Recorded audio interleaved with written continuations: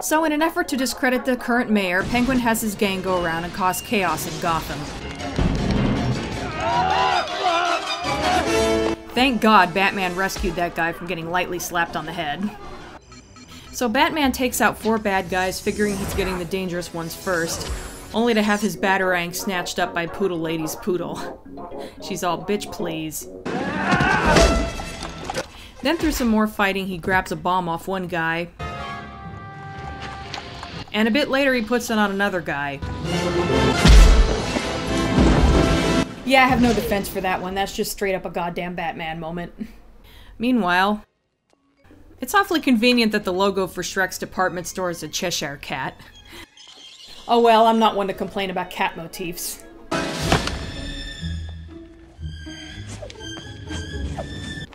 Anyway, Catwoman goes into Shrek's department store and just starts randomly destroying shit because she can. You'd think Shrek could have afforded decent security guards. Don't hurt us, lady. Our take-home's less than 300. You're overpaid. Hit the road. Dorks. So once they're out of the way, Catwoman turns on the gas and puts a bunch of aerosol cans into a microwave and turns it on, apparently intent on blowing up the whole store. Kids, don't try this at home. Meanwhile, Batman is confronted by Penguin. Touring the riot scene, gravely assessing the devastation. Upstanding mayor stuff. Seriously, I love it when he talks like that. What do you want? Ah, the direct approach. I admire that in a man with a mask. And I love that line. Either way, their battle of wits is interrupted. Meow. So yeah, that happens. I saw her first. Gotta fly.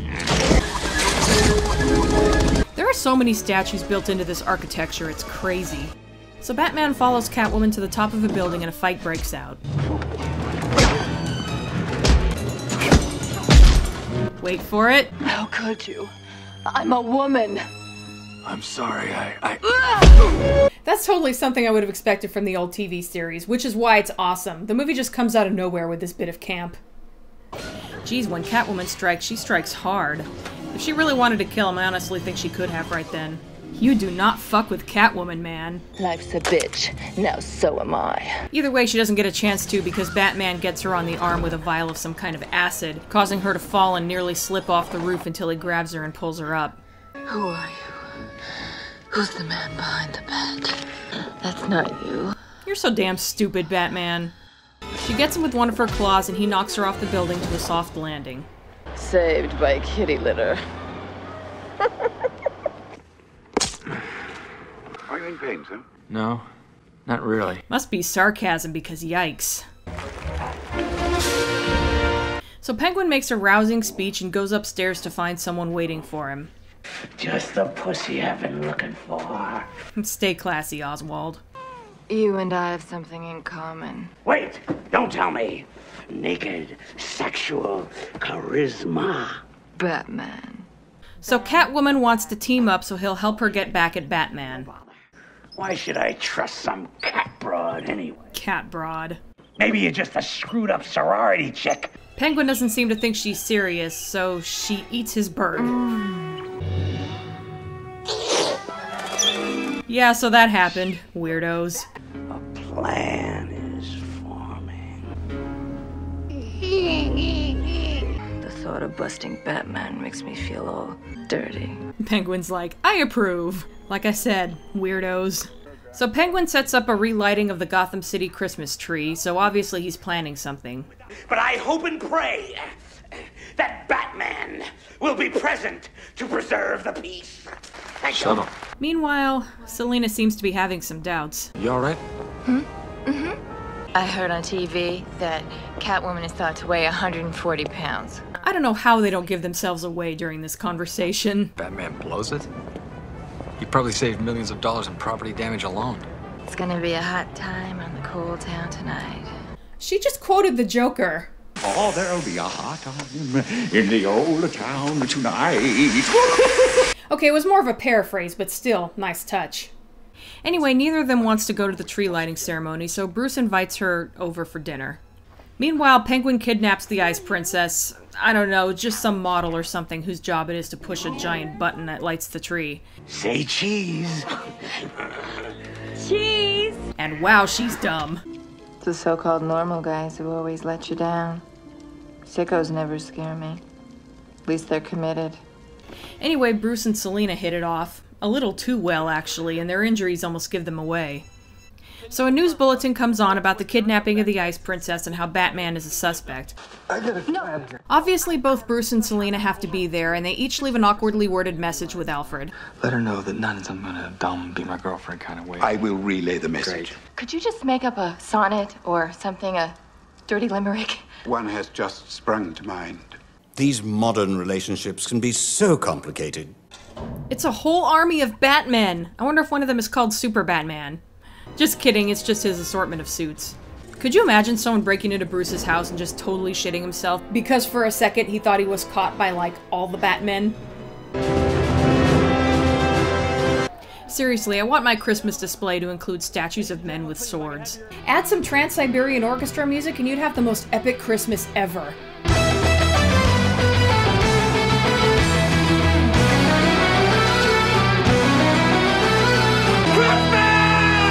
So while the mayor is giving a speech and Batman has left the Batmobile parked, the gang breaks into it, somehow. You know, they never really explain how they figured out how to do that. We just hear Penguin say something like, "We figured out how to plant a bomb on the Batmobile with a blueprint in the background." Like, where did that come from? Did they infiltrate the Batcave somehow? If so, you'd think that would have been a plot point. Oh well. So Batman finds the Ice Princess as he's intended to. I'll just tell the police I was kidnapped by an ugly birdman with fish breath. Somebody say fish? Catwoman shows up, I haven't been fed all day. and there's some delicious banter as they fight. Eat floor. High fiber. Gotta go. Girl talk. Batman follows them up to the top of the building. What's with the Starscream head statue in the background? I want that. Anyway, Catwoman is gone by then, but the Penguin shows up and causes her to fall.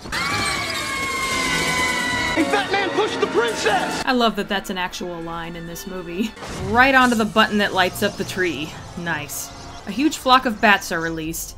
Penguin makes his escape just in time for some cops with itchy fingers to shoot Batman off the top of the building, and he lands on the next level, where someone has been waiting for him. Mistletoe can be deadly if you eat it. But a kiss can be even deadlier if you mean it.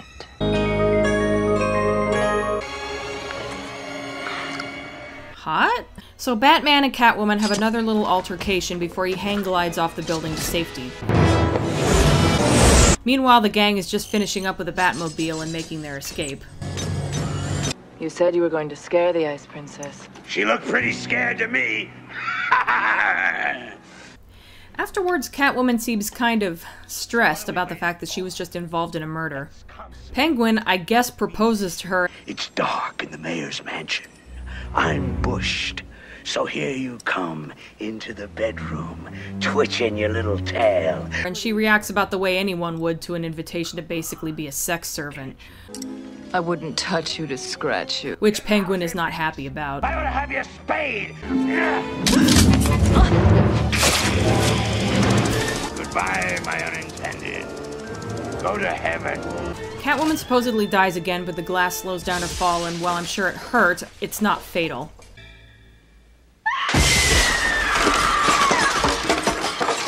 So as Batman gets into the Batmobile, Penguin does the same, kind of. Imagine the amount of work that had to go into building that silly little thing. Again, that's some serious dedication. Gentlemen, start your screaming. So the Penguin takes control of the Batmobile, causing a ton of damage to Gotham, and probably not killing anybody, but injuring a lot. Maybe this is a bad time to mention this, but my license is expired. Batman has the foresight to record what Penguin is saying so that he can use it against him later. I'll take care of the squealing, wretched pinhead puppets of Gotham. You gotta admit, I played this stinking city like a harp from hell. Then Batman finds the foreign object attached to the Batmobile and rips it off just in time to avoid hitting an old lady.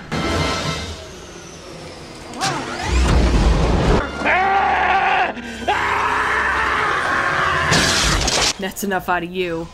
Of course, the police don't know that Batman wasn't in control of the Batmobile, so they pursue him until Batman hits a switch that causes the Batmobile to shed the unnecessary parts on the side, and the wheels to retract so it'll fit through a narrow gap so the police cars can't follow.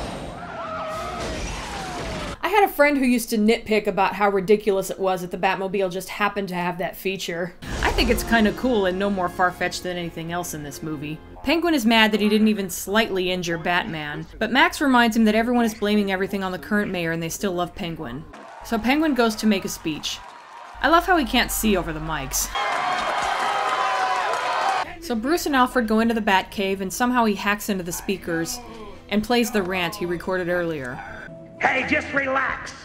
I'll take care of the squealing, wretched, pinhead puppets of Gotham. Though I've always been a bit bothered by the fact that that clearly wasn't taken from the scene earlier because Penguin was yelling before. You gotta admit, I played this stinking city like a harp from hell. You gotta admit, I played this stinking city like a harp from hell. But oh well. From hell. Also, CDs don't work that way. And now Gotham has turned on him. Boy, they're fickle. This town needs an enema. Does it ever? And Max ditches him. Why is there always someone who brings eggs and tomatoes to a speech? Good question, but that's okay because he also came prepared. Interestingly, I believe that's the same bridge his parents dropped him off when he was a baby. My babies! Did you miss me? Oh, it's okay, Oswald. Your penguins still love you. Great speech, Oswald. So he rejects the name given to him by his parents I am not a human being! I am an animal! and demands the lists he wrote down earlier. And now we find out what he was really looking up in the Hall of Records. They are all the names of all the first sons of Gotham, who he plans to kidnap from their beds while all the adults are at Max's masquerade party. And toss them into a deep, dark, watery grave! Killing sleeping children, isn't that a little, No! It's a lie! Ah, thanks for clearing that up.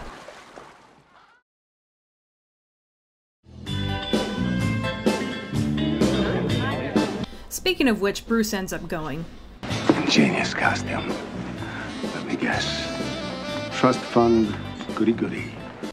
I can't look at Max's costume without thinking of Johnny Carson. Made Dr. J sneak into your honeymoon suite and slam dunk your bride. Doesn't matter, man. Does to me. Yawn. Yawn. I think Bruce also thought that was lame. I love how this next bit is set up. Bruce almost seems to sense that Selina is nearby, which is signaled by the song change.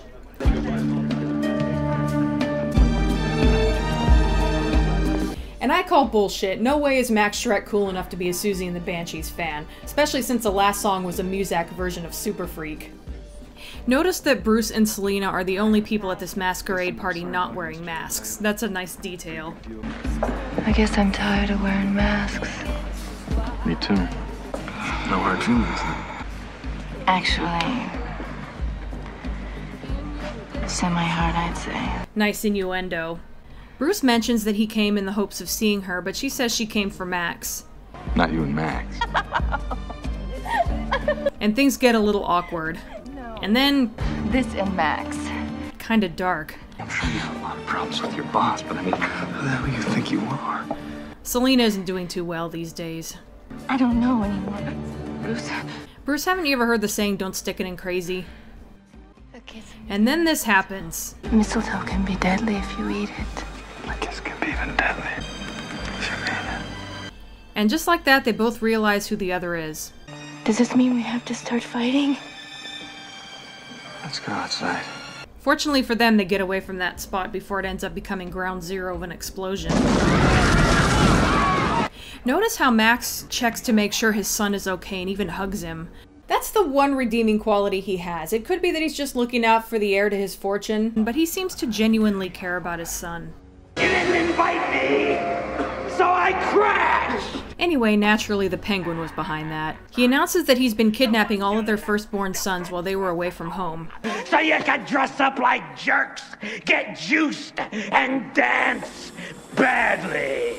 And that he's personally come to claim Max's son, Chip. Max actually looks horrified and offers himself instead. Penguin definitely did not expect that. Isn't it Max? A chip where you want to see immersed to his eyeballs in raw sewage.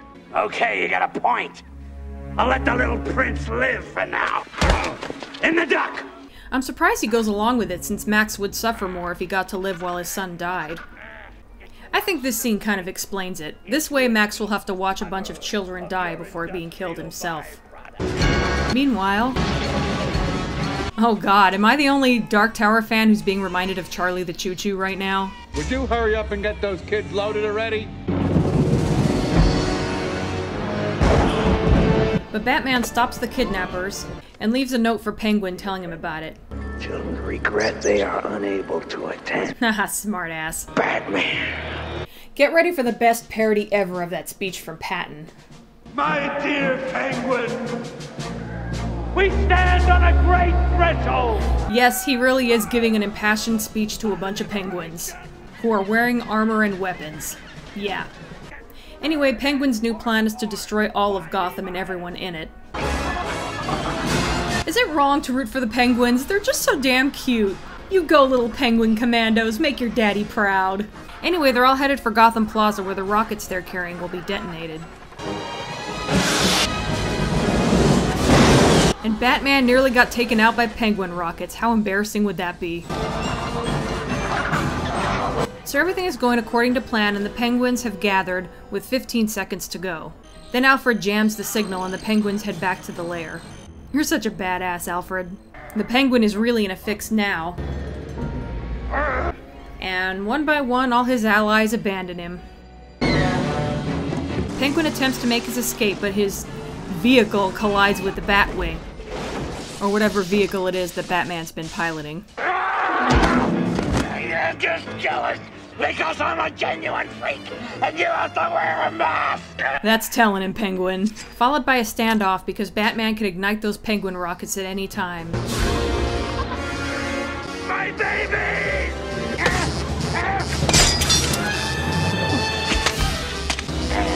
So, Penguin does it for him? I'm not sure what the point of that was. Maybe Penguin was just mad that Batman was trying to use his penguins against him. Either way, it backfires and Penguin takes a nasty fall as the Gotham Zoo gets completely blown to bits.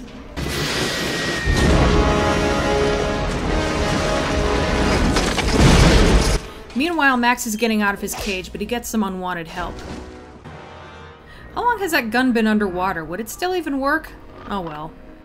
So of course it was Catwoman, and get ready for some really silly banter. I don't know what you want, but I know I can get it for you. Money. Jewels. A very big ball of string. Your blood, Max. My blood. I gave at the office. Anyway, Batman swoops in and crashes the party. You're not just saving a life. You're saving your... Shut up. You're going to jail. He tries to reason with Selina. Why are you doing this? That's interesting. She said that to herself earlier. Why are you doing this? And offers a proposal of sorts. Let's just take him to the police. Then we can go home. Together. Which Selina seems to be considering. Don't you see? We're the same. Split. Right down the center. And then Batman, in what some consider an uncharacteristic move, actually removes his mask in an effort to get through to Selina. Selina, please. I would love to live with you in your castle. Forever, just like in a fairy tale. Unfortunately, it isn't that simple. I just couldn't live with myself, so don't pretend this is a happy ending. Get ready for mood whiplash. On the upside, it results in the best line exchange ever. Selina Kyle, you're fired. And Bruce Wayne, why are you dressed up like Batman? Because he is Batman, you moron. I love how it's set up so you expect him to go, wow, Bruce Wayne is Batman. And instead... Bruce Wayne, why are you dressed up like Batman? All I can say is that I'm so glad they got Christopher Walken to play Max Schreck, because no one else could knock that line out of the park like he could. Then he gets out his gun, shoots Batman, then shoots Catwoman several times, apparently missing anything vital. 4, 5, still alive! 6, 7, all good girls go to heaven. Selina's sanity is just long gone at this point. 2 lives left. I think I'll save one for next Christmas. She still has that taser. Don't ask me where she was keeping it. I doubt that outfit has any pockets. And she finishes off Max in a weird way, presumably finishing off herself in the process, though her body is never found. Meanwhile, Penguin is alive, though mortally wounded, and attempts to take one more shot at Batman. Yet, I'm fit to kill one. I need a cold drink of ice water. That's it for Penguin. And in this scene that is a weird mix of silly and heartwarming, his penguins give him a proper burial at sea. God damn it, why does this make me so sad?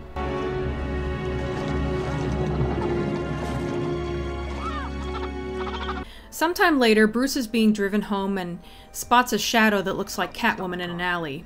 He goes to check it out,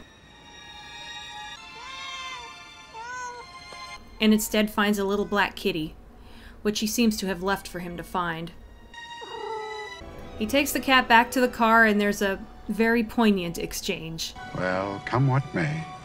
Merry Christmas, Mr. Wayne. Merry Christmas, Alfred. Goodwill toward men. And women. But as the car drives off, the bat signal comes on because poor Bruce just can't get a break. The end.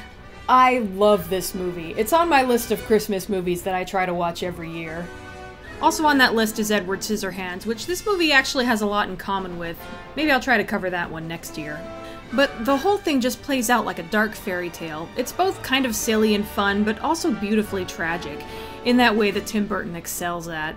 Sadly, a spin-off movie for Catwoman, at least in the way that we would have expected it, with Tim Burton and Michelle Pfeiffer being involved, just didn't happen. I'm not sure why. I only know that they both disappeared from it at some point, and then it was shelved for years, and, well, see my videos on that stupid Catwoman movie for more info on that. But in pure Tim Burton fashion, this movie is all about people being social outcasts. There's also a theme of duality, with Batman and Catwoman obviously, but there's a bit of it with Penguin and even Max Schreck to a lesser degree. Also, the villains in this movie, well, Penguin and Catwoman, not so much Max, are sympathetic to varying degrees. Catwoman has a gradual descent into madness, which appears to destroy her at the end. I think you'd have to be made of stone to not feel bad for this character. And as much as I don't want to dwell on that Catwoman movie anymore, I am now really realizing just how much it misses the point. Selina pretty much never gets a break in this movie. She starts off being a put-upon person who hates herself, to this femme fatale who gains self-confidence, but at the cost of losing her sanity. And once things start to go really bad, her crimes weigh pretty heavily on her, and in the end she just doesn't see a way out. Kudos to Michelle Pfeiffer for bringing that home with her performance. Meanwhile, Patience becoming her own lame version of Catwoman is like the magical answer to all her problems, and there's pretty much no downside to it. Anyway, I don't think there's much more I could say about Catwoman in this movie that I didn't already mention in my video on Sino, since I did a lot of contrasting between those two different takes on the idea. Penguin is an odd case because it's hard to tell how much he was faking in the beginning. Looking back, we know that he had other darker reasons for being in the Hall of Records and that he was playing the people of Gotham for their sympathy. But that scene where he's visiting the gravesite of his parents, was that just for show? Since he'd been living in the sewer and away from civilization, it could be that this really was the first time he had visited their graves, and maybe this show of emotion is legit. He is very angry and vengeful toward humanity in general due to how he's been treated. And despite what a nasty and hateful character he is, it is possible to have sympathy for him. Also, people like to believe that animals are a good judge of character, and clearly his penguins love him, so it's tempting to believe that he has some redeemable qualities buried very deep. And even if you don't like how Penguin was portrayed in this movie, you gotta love Danny DeVito. He also would have been great as a more traditional Penguin, but this works too. And there's even a hint of duality in Max Schreck, with how he's totally fine with polluting Gotham, yet he's protective of his own son. However, I am not saying that he garners any sympathy because of that, only that that one contradiction to his character is interesting. And speaking of duality, the original idea for this character would have really brought that home. Originally, it would have been Harvey Dent, played by Billy D. Williams, in this role, since they wanted to have Two-Face in a third movie that Tim Burton was originally going to direct. This would have set that up. He would have survived being burned at the end, and it would have affected only half of his face, but in the end they changed the character to Max Schreck. Speaking of Max Schreck, he has been compared to Donald Trump due to the hair and how he speaks. I can't find any source stating that that was intentional, but it's pretty funny that he says this line. You're fired. Which Donald Trump wouldn't get to say until 12 years later. You're fired. Also, his name is a horror movie reference. Max Schreck was also the name of the actor who played the vampire in Nosferatu. Speaking of horror movie references, Michael Gough, who played Alfred, was also known for being in a lot of horror films that came out in the 50s and 60s. Bruce Wayne seems to have grown up a bit. He's still a little awkward at times, but he seems generally more comfortable with himself than he was in the first movie. He does reveal something interesting about himself, though. We're the same. Split. Right down the center. Bruce sees a lot of himself in Selina. What it comes down to is that they're both suffering from the same kind of identity crisis. Bruce just appears to handle it better. And he wanted to help her do the same. Also, I want to point out something. You know how it's become kind of a tradition that Batman speaks differently than Bruce Wayne? You know how people have different sides to their personality? I'm Batman. Something that Christian Bale kind of overdid. Drop the gun. That was Michael Keaton's idea. He was worried that even with the mask on, he'd be too easy to recognize as Bruce Wayne, so he added the change in voice. It also works because it implies that he takes on a different personality as Batman, which is something that this movie really hit on. Batman Returns definitely managed to match the visuals of the first movie, but it added a lot of weight and drama. It feels more adult, and I can tear up a couple times while watching it. Both Tim Burton and Danny Elfman had a lot more freedom with this movie, and the result feels much more like a classic Tim Burton film in the vein of Edward Scissorhands and Nightmare Before Christmas.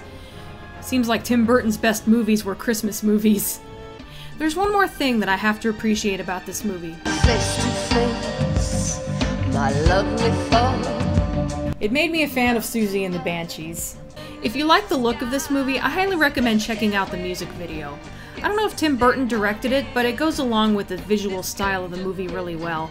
In fact, there's an alternate version that has clips from the movie added, and it's nearly seamless. They fit in so well. So sweet, commit your crime.